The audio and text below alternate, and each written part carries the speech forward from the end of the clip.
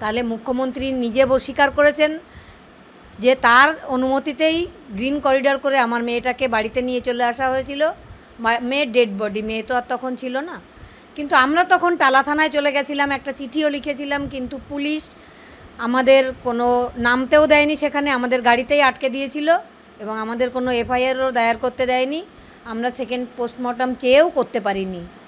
Police এত তৎপরের কি দরকার ছিল? কার নির্দেশে পুলিশ এত তৎপর হয়ে 400-500 পুলিশ মিলে আমাদের বাড়ি ঘেরাও করে, তাদের নির্দেশেই আমার মেয়ের ডেড বডি ওখানে নিয়ে, আমাদের কারো সাইনও লাগলো না, কিচ্ছু লাগলো না, পুড়িয়ে দিয়ে আমাদের এখানকার নির্মল ঘোষ যে আমাদের এমএলএ, সে সঞ্জীব মুখার্জির পিঠ চাপড়ে ওয়েল ডান বয় বলছিল। তার মানে এটা আমরা মনে করি মুখ্যমন্ত্রীর নির্দেশ ওরা ভালোভাবে পালন করেছে, তাই এটা বলা হয়েছে। আমি চাই মুখ্যমন্ত্রী, আমাদের যে স্বাস্থ্য সচিব, স্বাস্থ্যমন্ত্রী এবং বিনীত গোয়েল, ডিসি ইন্দিরা মুখার্জি, সবাইকে তদন্তের আওতায় আনা হোক এবং এর শিকড় কত দূরে আছে আমরা দেখতে চাই।